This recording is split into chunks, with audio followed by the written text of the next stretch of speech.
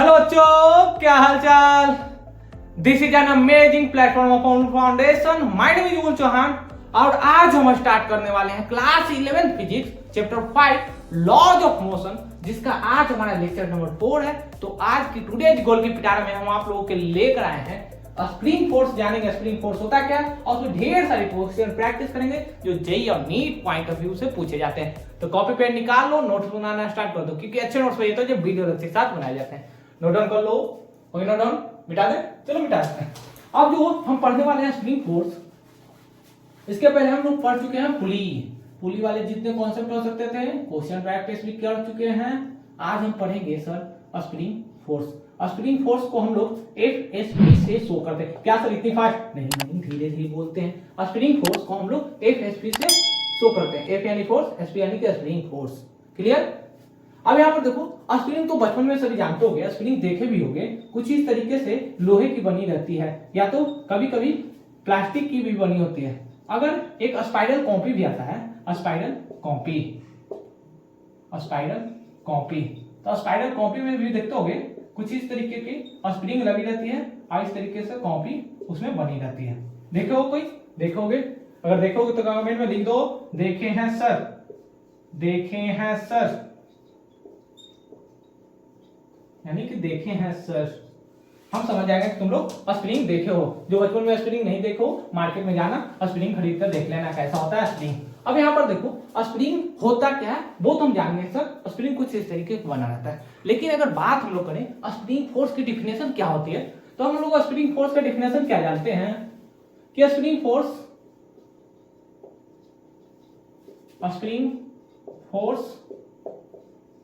Is a restoring force. अब restoring force क्यों बोलते हैं वो हम आगे देखेंगे। Restoring force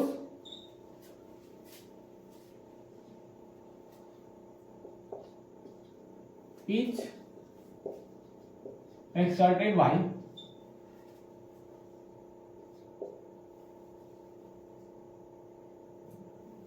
spring force is a restoring force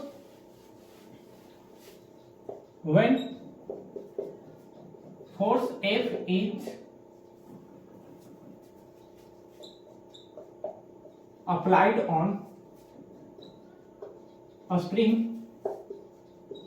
then a spring is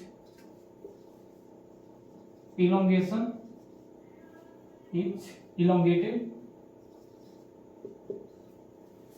or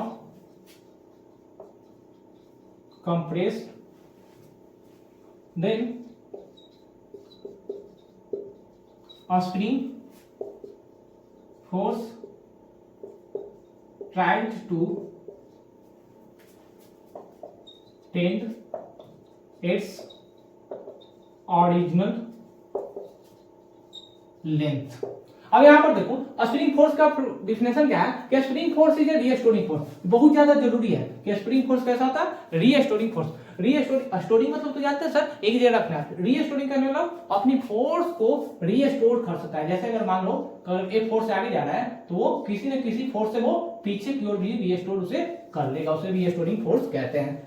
When force F is applied on a spring, जैसे स्प्रिंग पर F फोर्स अप्लाई करेंगे तो स्प्रिंग या तो इलोंगेटेड होगा या कंप्रेस होगा। अब इलोंगेटेड क्या है और कंप्रेस क्या है, वो दोनों अलग अलग वर्ड हैं, वो हम आगे देखते हैं।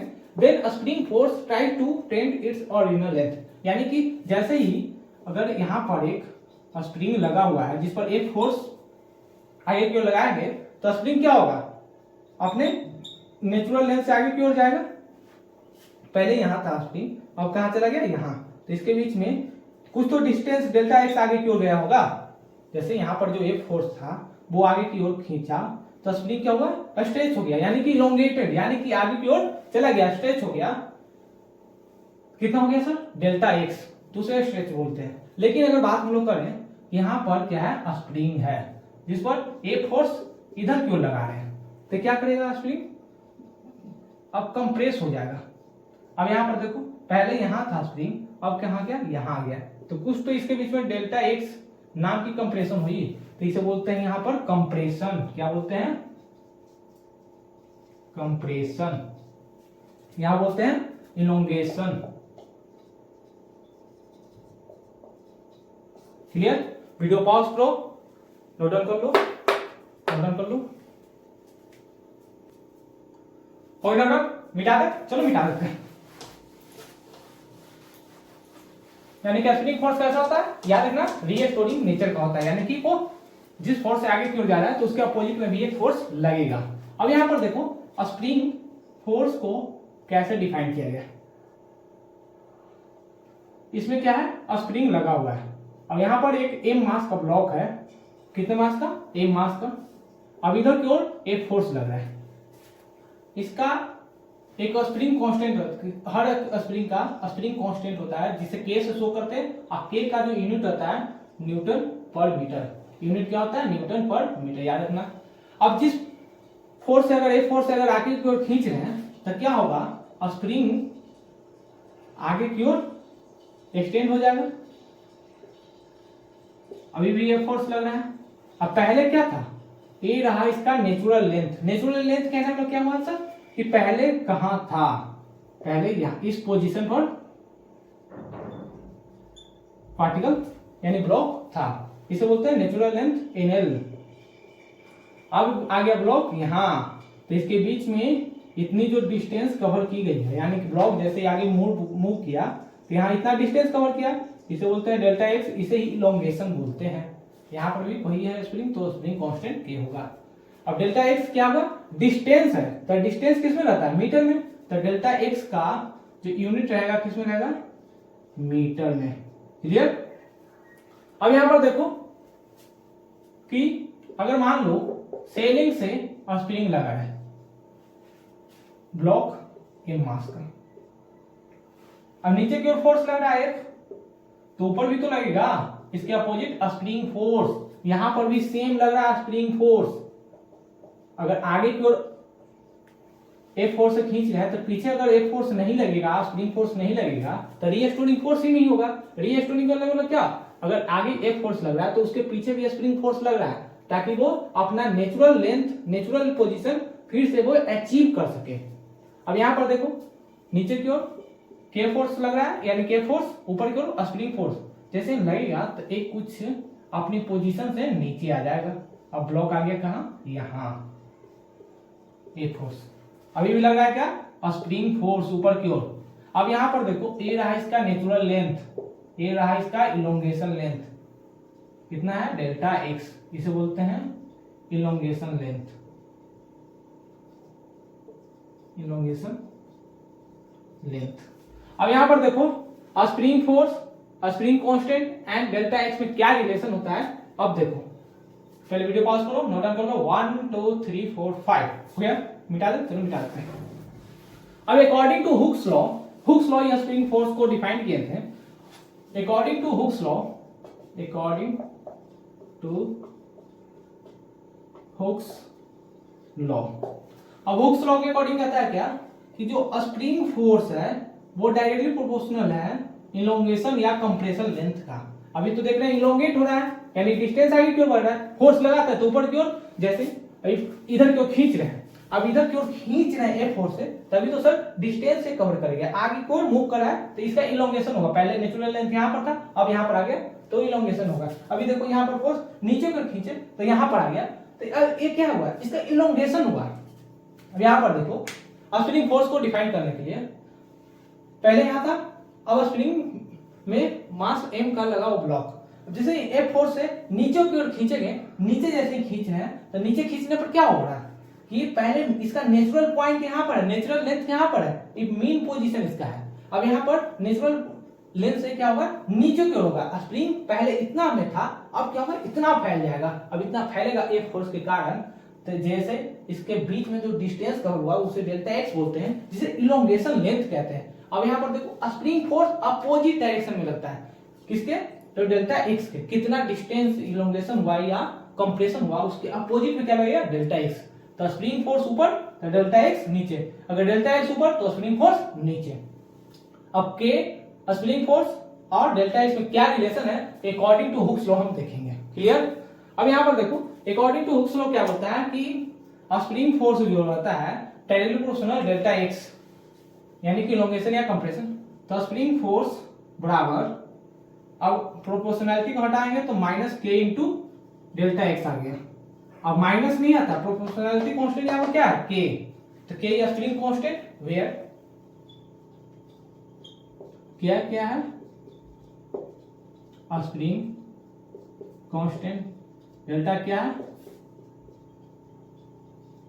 इलोंगेशन या कंप्रेशन लेंथ। अब यहां पर देखो निगेटिव जो साइन है शो कर रहा है कि निगेटिव साइन सोच spring force opposite to delta x, यानी डेल्टा एक्स के अपोजिट में, यानी कि इलोंगेशन या डिस्प्लेसमेंट के अपोजिट में लगेगा spring force. Clear? Video pause करो, पहले नोट डाउन कर लो, नोट डाउन कर लो। ओके नोट डाउन, मिटा दे, चलो मिटा देते हैं। अब इस पर देखो कैसे कैसे न्यूमेरिकल्स जो रहते हैं सॉल्व किए जाते हैं। स्प्रिंग कांस्टेंट पर न्यूमेरिकल कैसे पूछे जाएंगे।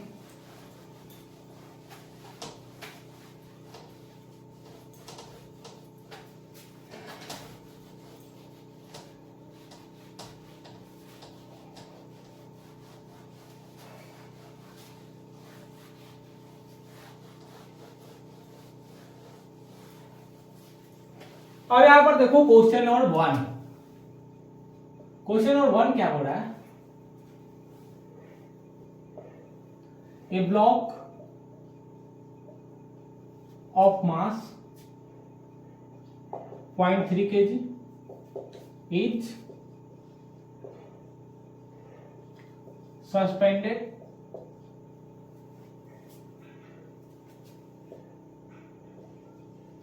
from to a force k बराबर force F बराबर minus k into x. If k बराबर 150 न्यूटन पर मीटर, यानी कि कोई मास है कितना केजी का 0.3 KG and suspended from to a force F बराबर माइनस k इंटू एक्स, और इफ k बराबर कितना 50 न्यूटन पर metre, find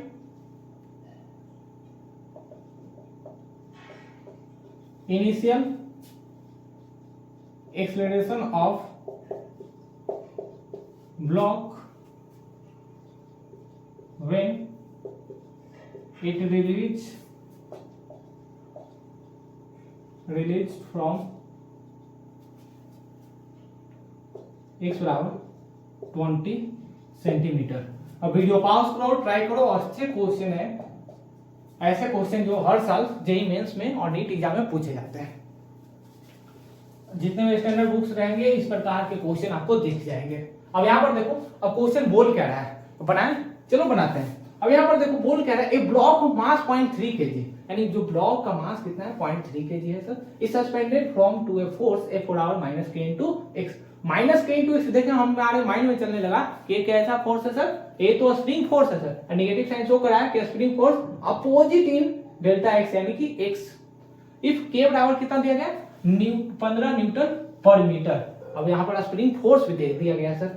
find initial acceleration of block when it release from x बराबर 20 सेंटीमीटर, यानी कि फिगर इसका जो कुछ ऐसा होगा कि ए रहा है ब्लॉक यहां पे, अब इधर की ओर कोई फोर्स से इसे सस्पेंड किया गया होगा, यहां पर एफ एस बराबर कितना दिया गया माइनस के इंटू एक्स।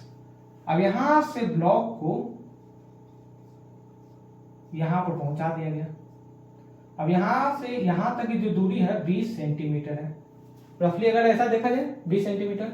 अब के बराबर कितना दिया है सर 15 न्यूटन पर मीटर। अब इसको जैसे ही छोड़ेंगे तो यहां पर आ जाएगा, यहां पर अभी है, अब जैसे ही छोड़ेंगे तो पीछे कर स्प्रिंग फोर्स से पीछे को अपना मेन पोजीशन अचीव करेगा, यानी कि इसका जो नेचुरल लेंथ है वहां पर आएगा। तो एक किस एक्सेलरेशन से पीछे की ओर आएगा वो फाइंड आउट करना है। अब इसको फाइंड आउट करने के लिए अब अलग अलग बुक में अलग अलग टाइप के क्वेश्चन का सॉल्यूशन अलग अलग टाइप से दिया रहता है, लेकिन इसको आसान बनाने के लिए हम क्या देखते हैं कि हमें दिया क्या गया है सर। हमें तो मालूम नहीं है सर कि कुछ फोर्स ऐसा दिया गया है, कुछ ऐसा ही फोर्स दिया गया है। अब यहाँ पर देखो कि यहाँ पर है न्यूटन पर मीटर, यानी कि के बराबर क्या दिया गया है 15 न्यूटन पर मीटर।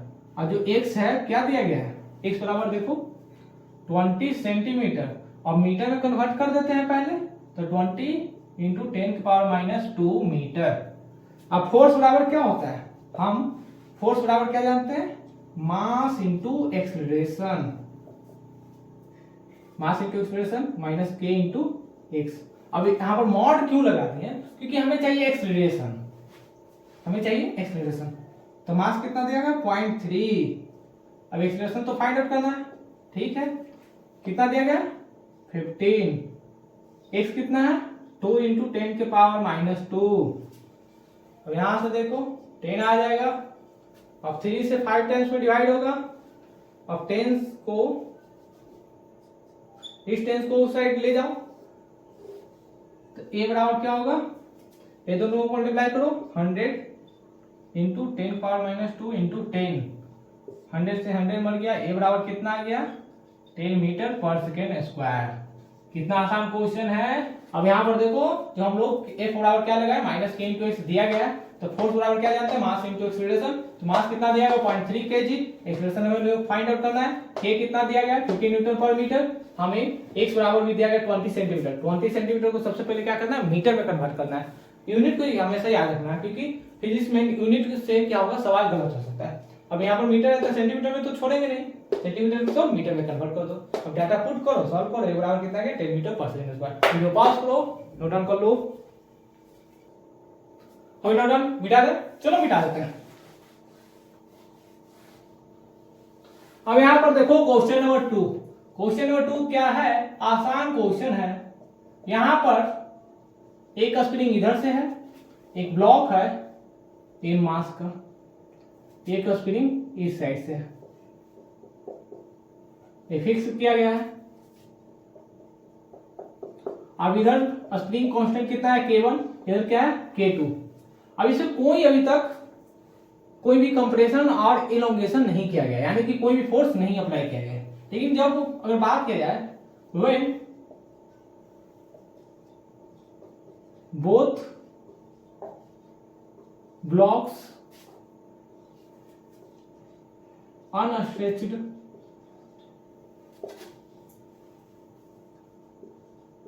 then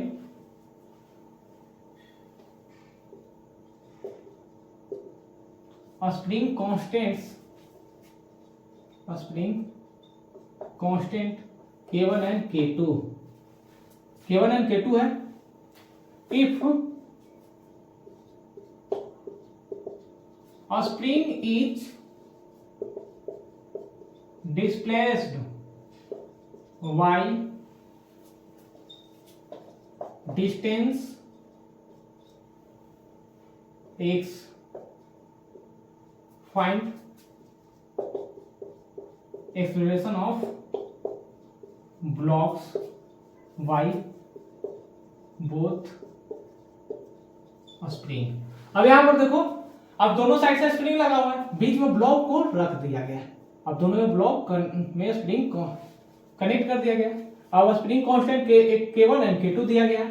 अभी तक क्या था, इसका spring constant K1 and K2 है, लेकिन जैसे ही if spring is displaced by a distance x, spring displace हो गया, या तो ये वाला स्प्रिंग इधर की ओर आ जाए x डिस्टेंस, या तो ये आगे की ओर चला जाए, तब वहां पर फाइंड करना है एक्सीलरेशन ऑफ ब्लॉक। तो इसमें एक्सीलरेशन क्या होगा ब्लॉक का। वीडियो पॉज करो, ट्राई करो, आसान क्वेश्चन है, लेकिन थोड़ी सी आपको दिमाग लगाना पड़ेगा। अब कैसे एक्सीलरेशन फाइंड आउट किया जाएगा, ट्राई करो। बन गया होगा, बनाए, चलो बनाते हैं। अब यहां मानो अगर इधर की ओर आगे की ओर इधर की ओर मूव किया होगा, मान लो एक क्या हो गया इधर की ओर अगर शिफ्ट हो गया होगा, तो यहां से एक डिस्टेंस आगे इधर गया होगा, तो इसके लिए स्प्रिंग फोर्स किधर लगेगा, इधर की ओर लगेगा सर। तो F1 बराबर क्या होगा K1 इंटू एक्स। लेकिन अगर ये जो ब्लॉक है इधर ना आकर अगर इधर की ओर शिफ्ट हुआ होगा तो इधर x डिस्टेंस मूव किया होगा, तो इधर स्प्रिंग फोर्स लगेगा कितना, F2। तो स्प्रिंग फोर्स F2 बराबर क्या लिख सकते हैं, स्प्रिंग कांस्टेंट इनटू इलोंगेशन। अब यहां पर देखो, अब इन दोनों को ऐड करो, अब दोनों को ऐड कर देते हैं, क्या आएगा, K1 plus K2 into x into F1 plus F2। Clear. अब यहां पर देखो, हम जो फोर्स यहां पर देख रहे हैं, फोर्स बराबर क्या है, मास इंटू एक्सीलरेशन। क्लियर। अब ये जो फोर्स है वो किसके इक्वल होगा, F1 प्लस F2 के, ये दोनों स्प्रिंग फोर्स के इक्वल है ना, होगा F1 प्लस F2। तो ये equation number 1 and equation number 2 from 1 and 2 से हम क्या लिख सकते हैं, मिटा दें इसको, चलो मिटा देते हैं। फ्रॉम 1 एंड 2 से मास इंटू एक्सीलरेशन बराबर K1 plus K2 into x, ये बराबर क्या आएगा, K1 plus K2 into x बटा m। अब कितना आसान क्वेश्चन है, अब थोड़ा सा दिमाग लगाना ही तो पड़ेगा, क्योंकि स्प्रिंग वाले में थोड़ा सा तो दिमाग लगाना पड़ेगा आपको। अब दो स्प्रिंग है, दोनों के लिए अलग अलग तो स्प्रिंग फोर्स कैलकुलेट करेंगे, F1 बराबर K1 इंटू एक्स, F2 बराबर K2 इंटू एक्स। हम मान के चले, एज्यूम किए कि डिस्प्लेसमेंट किधर की ओर मूव हुआ ये हमें मालूम ही नहीं है, तो हम एक बार K1 force, K1 spring constant के लिए हम क्या करेंगे, इधर की ओर इलोंगेशन मान लेंगे, और K2 स्प्रिंग फोर्स कांस्टेंट के लिए एक बार इधर की ओर इलोंगेशन मान लेंगे। अब दोनों के लिए स्प्रिंग फोर्स सेपरेटली निकाल लो, दोनों को ऐड करो, K1 plus K2 into x हो जाएगा। अब दोनों का जो स्प्रिंग फोर्स रहेगा वो पूरे का फोर्स इक्वल होगा। अब फोर्स बराबर क्या होता है, मास इंटू एक्सीलरेशन, तो मास इंटू एक्सीलरेशन को इक्वेट कर दो इतना के, तो एक्सीलरेशन बराबर क्या आ जाएगा, K1 plus K2 into x बटा m। आसान क्वेश्चन है, वीडियो पॉज करो, नोट डाउन कर लो। मिटा दे, चलो मिटा देते हैं। अब इसके बाद जो हमारा थर्ड क्वेश्चन है, आसान तो है लेकिन वैसे सवाल आपको ट्राई करने चाहिए। क्या सर, आसान आसान कहते कहते कब जेई या नीट वाले सवाल बनवा दिए। फाइंड क्या करना है, find elongation of a spring when 1 kg mass is added। अब यहां पर देखो, ये है हमारा सेलिंग से लगा हुआ स्प्रिंग। अब इस स्प्रिंग में लगा हुआ है 2 kg का ब्लॉक। अब 2 kg का ब्लॉक लगा हुआ है जिसका स्प्रिंग कांस्टेंट दिया गया है 100 न्यूटन पर मीटर। अब इसमें एक बार इलोंगेशन इसका निकालना है। अब इसके बाद इसमें एक और 1 kg का हम लोग ब्लॉक ऐड कर देते हैं, कितना, 1 kg का। अब 1 kg का जो ब्लॉक अब ऐड हुआ, तो अब इसमें जो टोटली इलोंगेशन कितना होगा वो हमें फाइंड आउट करना है।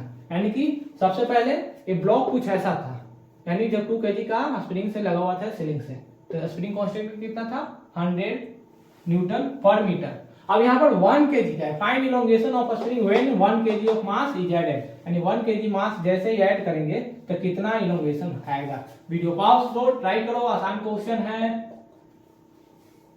ट्राई करो। बन गया, बना, चलो बनाते हैं। अब यहाँ पर देखो हम क्या करते हैं, सबसे पहले तो हमें कैलकुलेट करना पड़ेगा सेपरेटली। पहले क्या था ब्लॉक, 2 kg का था सर, जब स्प्रिंग कांस्टेंट 100 पर मीटर, तो स्प्रिंग कांस्टेंट पर तो कोई इफेक्ट नहीं पड़ता है। अब नीचे की ओर फोर्स लगेगा कितना, 2g, तो 2g बराबर कितना होगा, 20 न्यूटन। अब ऊपर की ओर फोर्स लगेगा स्प्रिंग फोर्स FSP। अब यहां पर देख रहे हैं कि FSP फॉर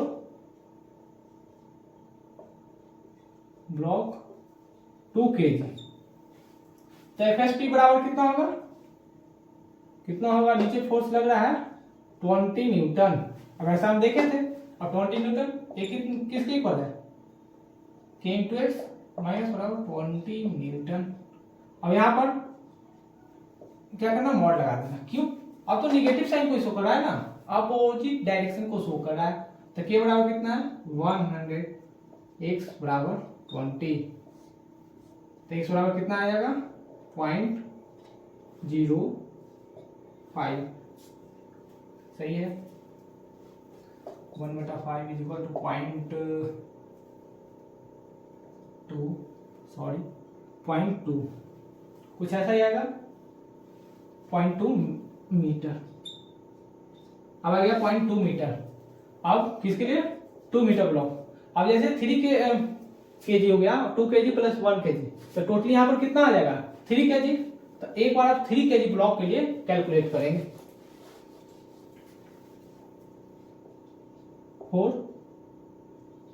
3 kg ब्लॉक।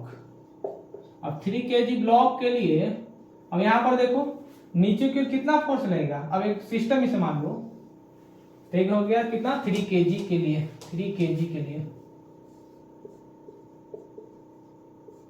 तो नीचे लग रहा है 30 न्यूटन।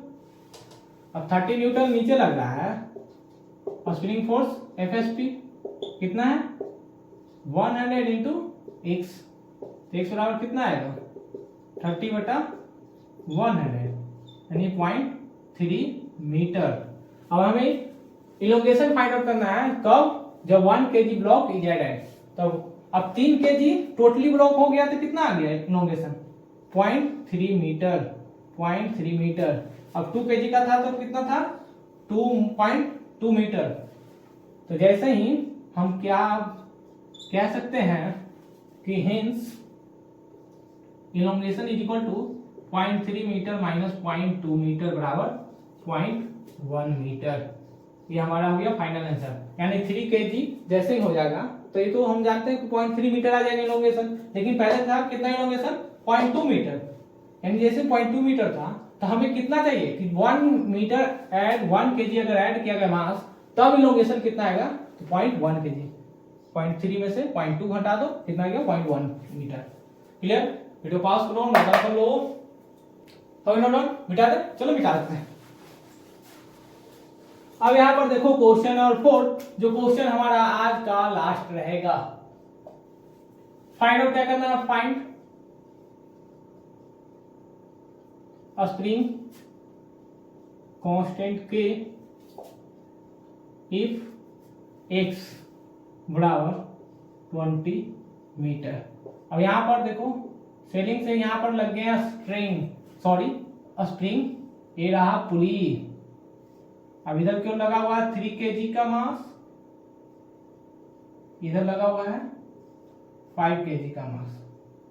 ये जा रहा है डाउनवर्ड एक एक्सेलरेशन के साथ, ये जा रहा है अपवर्ड एक एक्सेलरेशन के साथ। ऊपर क्यों यहाँ पर भी टेंशन T1 लग रहा है, यहाँ पर भी टेंशन T1, यहाँ भी टेंशन। जहां जहां टेंशन निकाला वहां पर बैठो, छाता ओपन कर दो, इधर की ओर बैठो, यहाँ बैठो, नीचे की ओर ओपन कर दो, यहाँ बैठो, ऊपर की ओर ओपन कर दो, यहाँ बैठो, ऊपर की ओर टेंशन। अब सेम टेंशन क्यों है सर, तो स्प्रिंग सेम है। यहाँ पर जो स्प्रिंग हम लोग लिए हैं स्प्रिंग कांस्टेंट निकालना है, एक 20 मीटर दिया गया है, लेकिन स्प्रिंग कैसा है मासलेस स्प्रिंग। कैसा है मासलेस। वीडियो पॉज करो, ट्राई करो, आसान क्वेश्चन है। इस प्रकार के जेईई मेंस और नीट एग्जाम में पूछे हुए सवाल है। अब यहाँ पर देखो बन गया होगा 1 2 3 4 5, चलो बनाते हैं। अब यहाँ पर देखो सबसे पहले हम लोग को के निकालने के लिए यहाँ पर ऊपर की ओर स्प्रिंग फोर्स लग रहा होगा FSP। जैसे हम लोग क्या जानते हैं कि एक पुली में नीचे की ओर T1 टेंशन यहाँ पर, T1 टेंशन यहाँ पर, तो ऊपर की ओर जो T लगता है वो किसके की ओर रहता है, T बराबर 2 इंटू T1। तो यहाँ पर भी तो स्प्रिंग फोर्स जो लग रहा है ऊपर की ओर लग रहा है FSP और नीचे की ओर लग रहा है T1, इधर की ओर लग रहा है T1। तो हम लिख सकते हैं कि FSP बराबर 2 इंटू T1। FSP बराबर कितना है K into x, 2 into T1। हमें T1 निकाल जाएगा तो हम K निकाल सकते हैं। तब सबसे पहले यहाँ से T1 निकालेंगे। क्लियर। वीडियो पास करो, पहले नोट डाउन कर लो, ये रफली हिंट है। चलो मिटा देते हैं। अब नीचे क्यों लग रहा है यहाँ पर 5G यानी कि 50 न्यूटन, यहाँ पर लग रहा है 30 न्यूटन। तो नीचे की ओर जा रहा है तो नीचे वाला पॉजिटिव होगा, तो इसको सॉल्व करेंगे तो 50 न्यूटन माइनस T1 बराबर मास इंटू एक्सीलरेशन, तो मास कितना 5 इंटू ए, इक्वेशन नंबर 1। अब इसके लिए ऊपर की ओर जा रहा है तो कितना है T1 माइनस 30 न्यूटन बराबर 3 इंटू ए, इक्वेशन नंबर 2। अब दोनों को ऐड कर दो तो T1 से T1 बढ़ गया, कितना आ गया 50 में से 30 गया 20 न्यूटन, ए बराबर कितना हो गया, दोनों को ऐड कर दो 8 आएगा। अब यहाँ पर ए बराबर क्या लिख सकते हैं 20/8 मीटर पर सेकेंड स्क्वायर। क्लियर। अब ए बराबर इसमें पुट कर दो इक्वेशन नंबर 1 में, फ्रॉम इक्वेशन 1 से क्या कर सकते हैं कि 15 न्यूटन माइनस T1 बराबर 5 इंटू 20/8, हमें T1 चाहिए तो T1 बराबर क्या लिख सकते हैं 50 प्लस 100/8 लिख सकते हैं। अब यहाँ पर देखो T1 कितना आ गया, इसको सॉल्व करो तो T1 बराबर आ जाएगा 400 प्लस 100/8 यानी कि 500/8 न्यूटन। हमें चाहिए क्या, के चाहिए। वीडियो पॉज करो, नोट डाउन कर लो, हो गया नोट डाउन। देखो यहाँ पर 50 माइनस T बराबर T1 बराबर 5 न्यूटन, 5 इंटू 8। यहाँ पर देखो T1 माइनस 30 बराबर 3 है, दोनों का ऐड करो 8 है, इन दोनों कैंसिल को कर दो और 50 माइनस 30 कितना हुआ 20, ए बराबर कितना आ गया 20/8 मीटर पर सेकेंड। अब यहाँ पर देखो 50 माइनस T1 बराबर 5 इंटू एक्सीलरेशन, ए बराबर कितना गया 20/8। अब दोनों सॉल्व करिए तो कितना गया 500/8 न्यूटन। अब यहाँ पर देखो तो स्प्रिंग फोर्स बराबर कितना लिख सकते हैं 2 इंटू T1, तो कितना आएगा 2 इंटू 500/8 फोर्स कितना आएगा 500/4, डिवाइड करें कितना आएगा 120 न्यूटन। और स्प्रिंग फोर्स बराबर कितना आ गया ये ना 1 इंटू 1 2 1 2 1 2 1 इतना न्यूटन। वीडियो पॉज करो, नोट डाउन कर लो। अब इस वीडियो को यहीं पर स्टॉप करते हैं, अब रात के हो गए 1।